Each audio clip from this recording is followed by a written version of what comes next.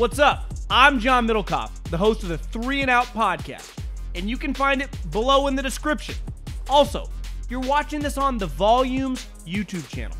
I need you to subscribe right now. Share it with your friends. I don't think Goodell had a choice. No lawyer, just a business major from Cal Poly State School. UC's denied me, so I don't pretend to be some academia intellect here. That is not me. Hell, I've never been in trouble. I've never been in a courtroom. Have I? Maybe like a little kid. You know, I don't think I did. I don't know if we went to school. You know, a field trip type thing. Never been in trouble. Never sat there. Never needed a lawyer. For anything like that. Needed, I guess, to look over some stuff, but never anything like what Deshaun Watson is going through. So I can't speak to some of the lingo being thrown around, even the appeal process. Some of the stuff confuses me.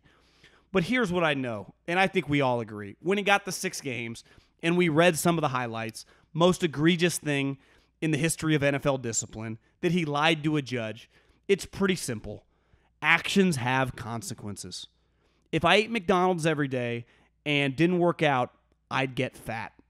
I saw a headline today. Phil Mickelson has been suspended 2 years, not for joining the LIV Tour, but for recruiting guys to the LIV Tour back in February and March. Deshaun Watson, the moment he tried to sleep with every massage therapist in the state of Texas, put himself in a compromising situation. That is not a good decision. And listen, I'm not acting like I haven't been on dates with some chicks that, you know, did things for a living that I'm probably not proud of. Stripper, Philly. But when listen, when I was in Philadelphia, had a strip club called Delilah's. Pretty cool place. A lot of our players went there. Took a girl out one time. And I remember thinking after, she was really good looking. And I was young, 24, 25. Thinking like, is this a good idea? Like, and I'm not saying it was going to go for her. But like, what am I doing? What's the point of this? And I don't even know, like, he's clearly not dating any of these girls. But who you surround yourself with, and at the highest level of any industry, especially something like football, they constantly talk about the decisions you make. Not what route you throw on a certain play, but the decisions you make with your money, who you hang around with, who you date, who you take out. All your actions have consequences. And there is no disputing this guy was considered a super high-level guy, as most of the young quarterbacks are. Mahomes, Lamar, Herbert, Josh Allen, everyone, Dak Prescott, everyone loves these guys. Now, we can nitpick some of their play, but no one ever says a bad word about the human beings, about how they act, about how they conduct themselves. And this guy clearly has a decision-making problem. And his decisions have now led to consequences where, as sitting here, I don't pretend to know anything more than you do listening. I'll be shocked if he doesn't get a year. And I've seen a lot, well, if Goodell does this and then they appeal that he could play this year and it will go on till next year, it's basic math. He's scheduled to make $45 million next year. He makes $1 million this year. Do you think that if anyone around him has a brain, they'd go, hey, Deshaun, I'd appeal and play this year when you're making $1 million, when next year you're making 45, and if you lose the appeal, you'll lose $45 million. I've never made $45 million, but here's what I know. I would eat the $1 million to make the 45. I think that's a pretty easy decision we'd all make. But let's not get it twisted. He put himself in this situation. I don't know if he's guilty of doing all the things that we've read that are heinous, that are disgusting. If it's true, he's a complete loser scumbag, and the Browns are complete loser scumbags for signing him. If it's just, these chicks are trying to take him down, he still deserves consequences for being a moron. He had hundreds of millions of dollars at stake.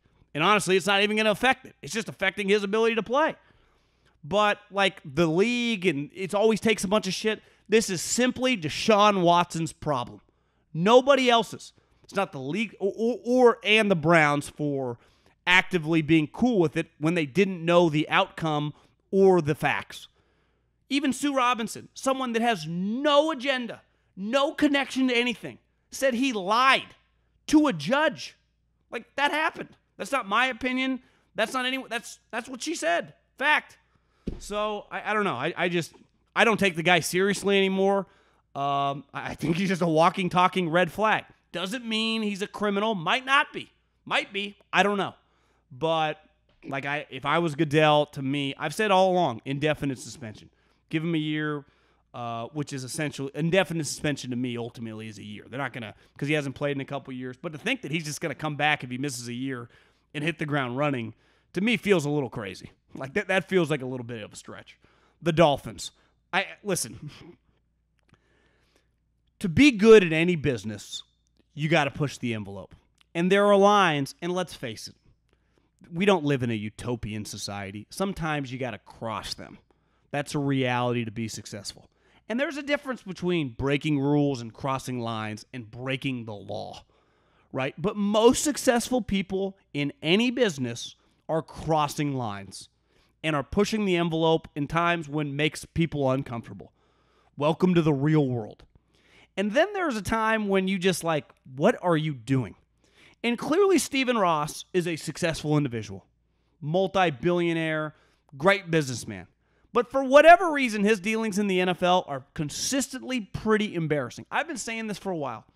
No guy is consistently connected with more famous coaches than Ross. Oh, he's going to get Harbaugh. Oh, he's going to get Lincoln Riley. Oh, he's going to get Sean Payton. And he never gets any of them. He never lands anybody. They say coffee's for closers. Is Stephen Ross not drinking any coffee? Because he never closes a thing. Do I actually care that he was trying to land Sean Payton and Tom Brady in the middle of the season? I honestly don't give a shit. Because if you don't think that stuff doesn't happen sometimes, you would be naive. But for whatever reason, when Stephen Ross does it, he never figures or finishes the deal. And in this case, he was dealing with so many different teams. The Robert Kraft, the Glazers, the Saints, they all came after him because he's that big of a clumsy idiot. He ain't smooth. There are a lot of people doing similar stuff that never, ever get caught. Yet this guy always gets his hand caught in the cookie jar. And I've said over and over, I have absolutely, let me repeat, zero issues with Stephen Ross even making a joke, but being serious. Hey, Brian, we're 1-12. How about we lose out? So I don't know, we could get this guy named Joe Burrow. The Miami Dolphins won 3 of their last 5 games in 2019. 3 of their last 5 games. They had the number 1 overall pick until they lost or won 3 of their last 5 games. One of those games was to the Cincinnati Bengals in overtime. Think about that. The Cincinnati Bengals, who landed Joe Burrow because they had the worst record, 2 years later were in the fucking Super Bowl. So this notion that tanking from week 1 is embarrassing. What the Cleveland Browns did was a joke. It's another thing when you really suck and you have tried throughout the season and you're awful and it's the middle of December. Winning a game when you have 1 or 2 wins past December 10th is absolutely meaningless. And in this case, had major repercussions. Because if you told me that the Dolphins would have ended up with Joe Burrow instead of Tua Tagovailoa, who's to say that they wouldn't have been in L.A. playing the Rams? They won 9 games with Tua. What if I put Joe Burrow on that team? Do they win 11 or 12? Is their defense and Joe Burrow good enough to compete in the AFC playoffs? Well, the Bengals were. So why wouldn't they? Yet they ended up with Tua. Now, you could also say it was their own fault. They passed on Tua for Justin Herbert, which even if Tua turns out to be solid, he's never, ever, not in a million years, going to be Justin Herbert. But I'm sorry. I don't blame Stephen Ross for saying that, for thinking that. I blame Brian Flores because that was moronic. That was beyond stupid. Again, he beat the Bengals in overtime. Great win there, buddy. And last but not least, Rodgers. He went on the cleanse. He was on that podcast, which, listen, my girlfriend, a bunch of other people, A lot of you guys in Instagram DM me, like this guy, the podcast, I forget the guy's name, is like a leader of a swinger community, which, again, I don't judge. You can do whatever you want in your bedroom. I never understand people that judge other people what they do in their own house, their significant others. Like, I don't care. Like, if that ain't for you, that ain't for you. Stop worrying about what other people do. So if the guy's the leader of the swinger community, that's for him. And clearly Rodgers is dating this chick, the Blue Sky or whatever the hell her name is. A little weird. There's no doubt about it. You know what hit me? I was watching, and I'm going to keep saying this. The Jeter documentary, and I rooted more for the Red Sox back then than the Yankees, is awesome. Derek Jeter, I got to admit, is the man. But one thing that really stood out in the Jeter documentary, in the Brady documentary, and in The Last Dance is and honestly, you could put Tiger, even though he never consented to his documentaries, it was a huge theme in Tiger's career as well. The best in the business at their sports, all of them, have in common, they are very, very close with their family. And mainly what I mean, their parents. Now, you don't choose who your parents are. So if your parents suck or assholes or get weird as you get famous, I don't blame you if it gets weird and you separate from them. I can't relate. The greatest supporters I've ever had in my life, and honestly ever will have, I can't see my future children ever being this supportive, my future wife, like it'll be very difficult. It's not even possible, will be my parents. So I can't relate to potentially Rodgers' parents, what they did on The Bachelor the one night with Jordan. That was weird. And I'm not saying that's the reason he hates him, but if my parents did that, I would be pissed too. But clearly there's more to it. And I've heard different theories from people, but I don't know. But Jeter, Michael Jordan, Tom Brady, Tiger Woods, all, till either their parents passed away, obviously Michael's was killed, Tiger's dad died, whatever, a decade ago, the support, the cohesion, and listen, we all fight, there are parents. Like, you're not always lovey-dovey 365, 24/7. But it was a tight unit. And they're the best at their sport. So the Rodgers thing, the parents, like, let's face it, little weird. Like, I know a lot of people that aren't that close with their brothers or their sisters. That's not abnormal at all. To me, the parent thing, like, feels, let's face it, and I've defended, where I differ from Colin is like, let's face it, Colin's getting righter and righter how weird this guy is. And for the first time, I really put last year's loss against the 49ers on Aaron Rodgers. Not that he was terrible, but like, you got to be better, bro. You're the back-to-back MVP. You're the best player on the planet. You're absolutely humming. You're playing at home. You can't lose back-to-back years at Lambeau Field. You got to find a way. And 2 years ago, COVID year, you lose to Brady. I'll give you a little bit of a pass there. The 49ers did not score an offensive touchdown. Under no circumstances can you lose that game. And you're the best player in the world. You're one of the best players ever. You got to find a way. I put that on him more than I do LaFleur, more than I do on the special teams coach, more than anyone. Because even the special teams coach screws up and they score a touchdown, you should still win that game 23-13. You should never in a million years lose that game. But Rodgers, let's face it, get a little weird. You know, psychedelics. And listen, I've taken my fair share of edibles, so I'm not necessarily judging him that way. But he just feels like he's getting a little more and more out there.